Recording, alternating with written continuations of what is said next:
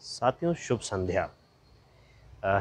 आज साबरमती एक्सप्रेस की जो घटना गोधरा गुजरात में घटित हुई थी उसकी बरसी है और ये बहुत ही शुभ शोक समाचार था हम सभी के लिए जब सबने ये घटना के बारे में सुना था। 27 फरवरी 2002 को ये घटना घटी। लगभग 20 वर्ष इसको हो चुके हैं, लेकिन इसका दोषी कौन, जिस घटना के माध्यम से पूरी गुजरात में दंगे हुए। हम कोशिश करते हैं इसको आपसे चर्चा करने की, और आगे भी हम कमेंट्स के माध्यम से आप अपनी राय रखिएगा और अपन चर्चा इसमें निरंतर रख सकते हैं। और 27 फरवरी 2002 को ये घटना घटती है साबरमती एक्सप्रेस के S6 कोच में, जो कि अयोध्या से आ रही थी, और साबरमती एक्सप्रेस गोधरा स्टेशन पर रुकती है और इसमें आग लगती है या लगाई जाती है, और उसके बाद काफ़ी सारे लोगों की मृत्यु हो जाती है। 28 फरवरी को ये जिन लोगों की मृत्यु हुई थी साबरमती एक्सप्रेस में, उनके शवों को खुले ट्रक से अहमदाबाद ले जाया जाता है और अहमदाबाद से अलग अलग गाड़ियों से उनके परिवारों के पास भेजा जाता है, उनके गृह जिलों में भेजा जाता है।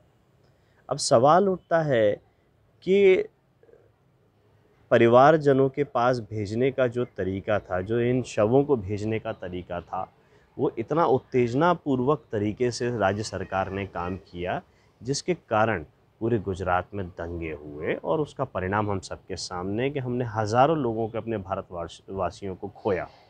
वो किस धर्म के थे, किस जाति के थे, किस क्षेत्र के थे, वो किस भाषा के थे, वो सब बातें अलग हैं, क्योंकि वो सब भारतीय थे। सवाल उठता है, केंद्र में सरकार थी भारतीय जनता पार्टी के एनडीए घटक दल की, जिसके प्रधानमंत्री थे अटल बिहारी वाजपेयी जी। रेल मंत्री थे बिहार के वर्तमान मुख्यमंत्री नीतीश कुमार जी। गुजरात राज्य जहां घटना घटती है वहां के मुख्यमंत्री थे नरेंद्र दामोदर दास मोदी जी, जो वर्तमान में हमारे देश के प्रधानमंत्री हैं। और जब ये पूरे दंगे भड़क जाते हैं तो उस समय के प्रधानमंत्री, तत्कालीन प्रधानमंत्री अटल बिहारी वाजपेयी जी गुजरात में आके संदेश देते हैं कि राजधर्म निभाना चाहिए था। तो राजधर्म किसने नहीं निभाया था? क्या अटल बिहारी वाजपेयी जी की सरकार ने, रेल मंत्री रहते हुए नीतीश कुमार ने, या गुजरात के मुख्यमंत्री रहते हुए नरेंद्र दामोदर दास मोदी जी ने? ये भारतीय जनता पार्टी आज तक बता नहीं पाई। सवाल वैसे ही हैं। गुजरात राज्य सरकार ने एक आयोग गठित किया, नानावती आयोग के नाम से उसको बताया गया। नानावती आयोग की रिपोर्टें जो आई वो आज तक जो सिफारिशें थी वो आज तक सार्वजनिक नहीं हुई हैं। तो जो चीज़ सार्वजनिक नहीं हुई उसको अंधेरे में रखने का क्या कारण है? आज देश के प्रधानमंत्री नरेंद्र मोदी जी हैं। मुझे लगता है कि वो सिफारिशें अगर सही मायने में उस समय सार्वजनिक होती तो आज लोगों को पता होता कि दोषी कौन था और किन स्थिति परिस्थितियों में सारी घटना घटित हुई, गुजरात दंगे कैसे हुए, क्या हुए, और सारी चीज़ें। खैर, उसके बाद सरकार बदलती है, यूपीए सरकार आती है। यूपीए सरकार में रेल मंत्री लालू प्रसाद यादव जी, क्योंकि उनका कहना था ये सारे जो घटना हुई रेल के डब्बे में हुई, ये रेल की संपत्ति थी। जो रेल के अंदर बैठे हुए लोग थे, जिनकी मृत्यु हुई, वो रेल यात्री थे, तो उनके सबके प्रति दायित्व जो था वो रेल मंत्रालय का था। उसको एक जांच आयोग का गठन करना चाहिए था। 2004 में लालू प्रसाद यादव जी एक जांच आयोग का गठन करते हैं, जिसमें सुप्रीम कोर्ट के रिटायर्ड जज की अध्यक्षता में ये जांच होती है। उस जांच में ये बताया जाता है कि ये पूरी घटना जो है ये अंदर से आग ना लगने के कारण नहीं हुई है, जबकि बाहर से आग ना लगने के कारण अंदर से आग लगने के कारण हुई है।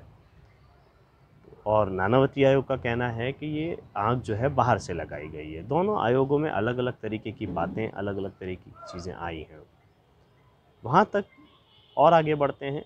जो गुजरात दंगा हुआ, उस गुजरात दंगे के जब आरोपियों की बात आई, उसमें भारतीय जनता पार्टी के मंत्री, भारतीय जनता पार्टी के नेता और तमाम लोग शामिल पाए गए। सज़ा भी हुई उनको।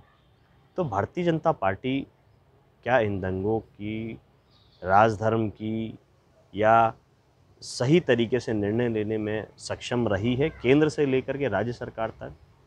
तो सवाल उठता है कि नाकाम लोग, नाकाम सरकारें, नाकाबिल लोग सत्ता में बैठे थे और आज वो लोग भी फिर से सत्ता में बैठे हुए हैं। सिफारिशें आज भी लागू नहीं हैं, अंधेरे में आज भी हम जी रहे हैं। इस तरह की घटना दोबारा ना हो, जागरूक आपको रहना है, समझना आपको है कि ये घटनाएं हो रही हैं या घटनाएं करवाई जा रही हैं और इनका प्रचार प्रसार किस रूप में किया जा रहा है, ये आप और हमारे सबके सामने है।